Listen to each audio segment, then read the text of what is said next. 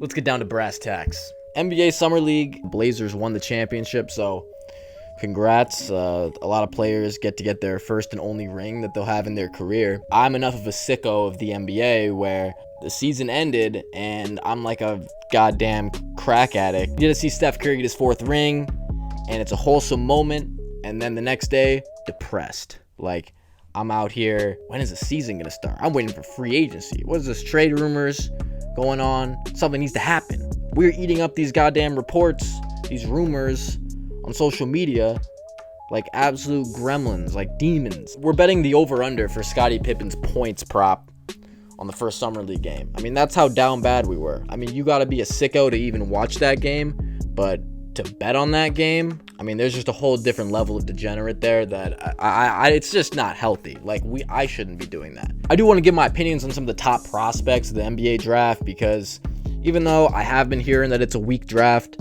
I feel like no one actually ever knows who is good. We get the names. We see Chet Holmgren is 7'2", dribble the ball up the court like Kevin Durant. Dude is doing hezzy step back, cash off dribble threes in transition. Like, that's not something we've ever seen before. I think Chet Holmgren reminds me of Kristaps Porzingis, but he is kind of dribbling the ball up the court and like trying to do moves that guards would do. It will work until he has to guard Joel Embiid and Nikola Jokic.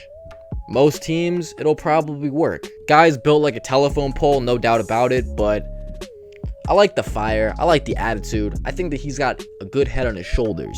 He seems like a good teammate. A lot of observations we can make. This is the sole reason we watch Summer League, is because I don't know who the hell these guys are. I know a lot of you guys might watch college basketball, and it's probably a shame, because I'm kind of a complete casual when it comes to college basketball. I didn't really watch these guys much. I know where they went to school, and I know how the tournament ended. I did watch some March Madness. That's just how it usually goes. Every year, coming into the draft, I don't know anybody, and I'm like, I'm going to pay more attention to college basketball next year.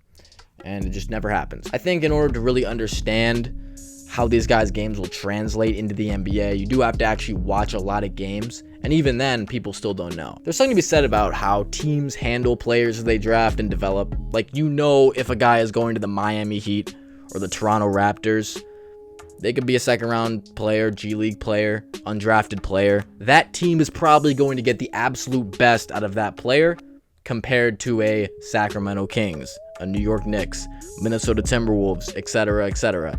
Andrew Wiggins was the second best player in the NBA Finals this year. I know I was calling that guy a bust 3 years ago. I know I did.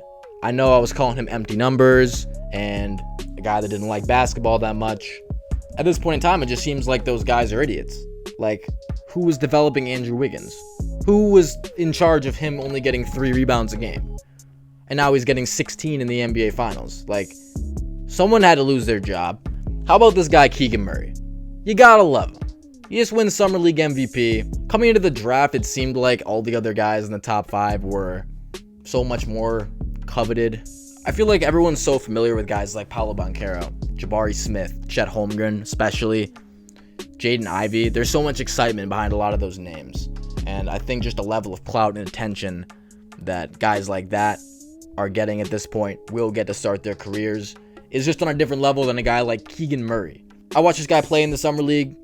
I watched his post-game interview. I watched his Sacramento Kings day in the life. Like, this dude gotta have the most boring voice I've ever heard in my life. This is Keegan Murray of the Sacramento Kings, and this is my day in the life at Summer League. Today was a big day. Got to put on my Kings uniform for the rookie photo shoot. Lots of pics, definitely a very fun experience. Went with my teammate Nimi to the UFC. I don't think you can rattle this guy.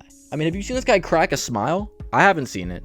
Have you seen this guy show any emotion? I mean, he's just a robot. I mean, guys like Kawhi Leonard are kind of like the prototype for players like this.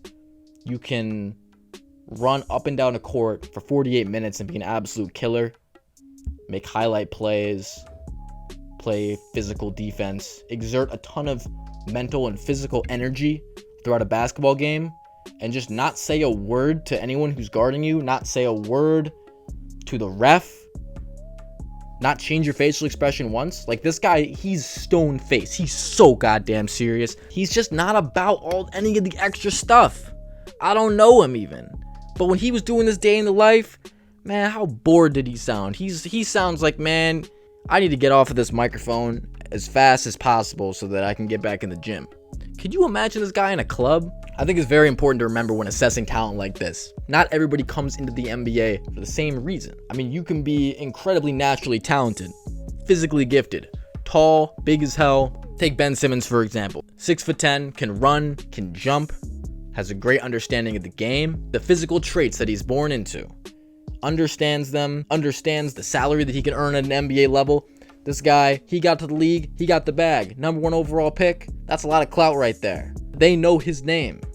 There will be a lot of pressure, but with pressure comes money. Does Ben Simmons really like basketball? I've had this debate with a lot of people, and I've spoken my mind on the topic. I think the answer is one of two things. Ben Simmons, he either doesn't like basketball or he's got no backbone. And I don't think there's a third option. I don't think there's an alternative to those two. He either is here to make money, and that's it, or he's just scared.